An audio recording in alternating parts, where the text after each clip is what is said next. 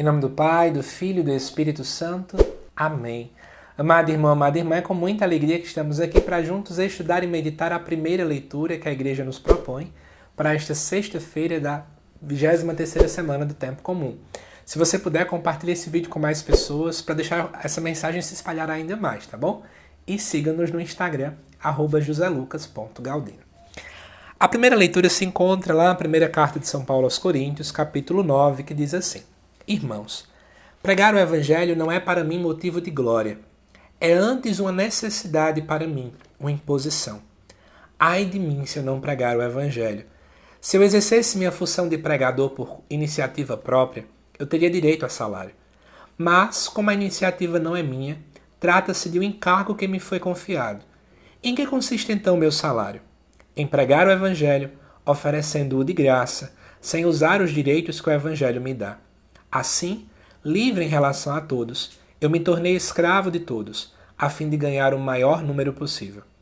Com todos, eu me fiz tudo, para certamente salvar alguns.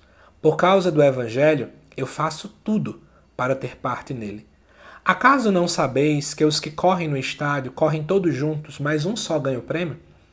Correi de tal maneira que conquisteis o prêmio. Todo atleta se sujeita a uma disciplina rigorosa em relação a tudo. E eles procedem assim para receberem uma coroa corruptível. Quanto a nós, a coroa que buscamos é incorruptível. Por isso eu corro, mas não à toa. Eu luto, mas não como quem dá murros no ar. Trato duramente o meu corpo e o subjugo, para não acontecer que depois de ter proclamado a boa nova aos outros, eu mesmo seja reprovado. Que texto profundo, não é verdade? Em primeiro lugar, São Paulo começa dizendo para nós que pregar o Evangelho para ele não é motivo de glória, mas uma necessidade. Isso é muito bonito. Quantas e quantas vezes a gente começa a achar que servir na igreja é um motivo de glória, né? Eu sirvo em tantas pastorais, eu coordeno A, B, C, D e E, eu faço parte da comissão C, D, E, F, G. Gente, muita gente faz isso, especialmente quem está chegando. Mas Paulo tem uma maturidade muito bonita ao perceber que isso não é motivo de se glorificar, mas isso é uma imposição, é uma necessidade, para que ele cumpra o chamado do próprio Deus. Então não é mérito dele, é graça de Deus. E aí ele vai até dizer, ai de mim se eu não pregar o Evangelho. Em outras palavras, minha vida não vai ter sentido. Então prego porque é assim que eu ganho sentido. Eu não posso deixar calar o Cristo que um dia gritou ao meu coração e que ainda grita hoje em dia em meu coração. Depois ele vai dizer que por esse motivo ele não recebe salário, porque a iniciativa não é dele. Que bonito isso, não é? A iniciativa para pregar não pode partir da gente. Uma coisa que eu aprendi desde que eu entrei na igreja é que a gente nunca deve se convidar para as coisas. O povo é que tem que nos convidar. Porque, de fato, o chamado não parte de mim, a vontade não pode partir de mim. Eu tenho desejo, eu tenho necessidade, eu também gosto, mas eu preciso ser convidado, porque Deus inquieta o coração do outro para tocar o nosso coração.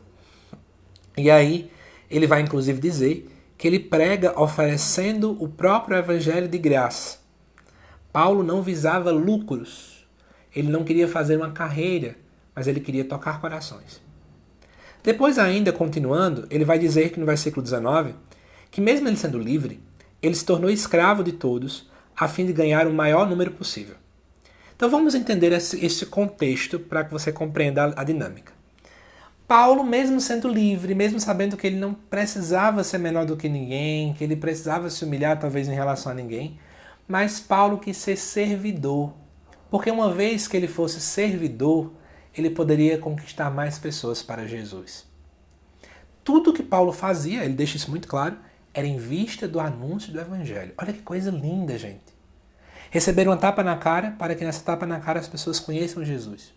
Então Paulo nunca deixava nem sequer ser escravo dos outros para se vangloriar, mas para anunciar Jesus. Isso para mim vale tudo. O foco nosso tem que ser o anúncio da pessoa de Jesus Cristo. Porque tem gente que é assim, né? Meio masoquista. Eu quero sofrer, porque aí quando eu sofro as pessoas vão me elogiar porque eu estou sofrendo. Paulo estava nem aí. Tudo para ganhar almas para Jesus. E ele vai inclusive utilizar uma nomenclatura, né, termos que eram normais naquele tempo, que é a parte de esportes. Ele comenta a questão de que todos correm juntos, mas só um ganha o prêmio.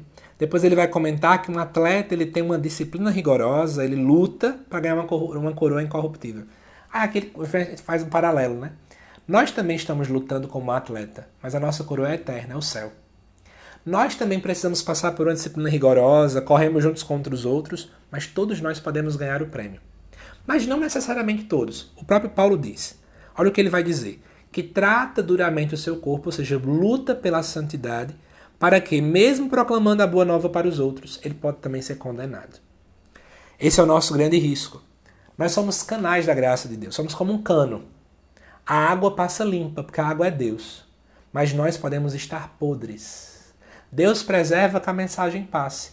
Mas e nós? Também estamos permitindo com que essa água nos lave, nos purifique, nos converta? Fica essa reflexão. Não adianta apenas anunciar, se nós também não deixamos com que esse anúncio entre na nossa vida. Que Deus te abençoe, amado irmão, amada irmã.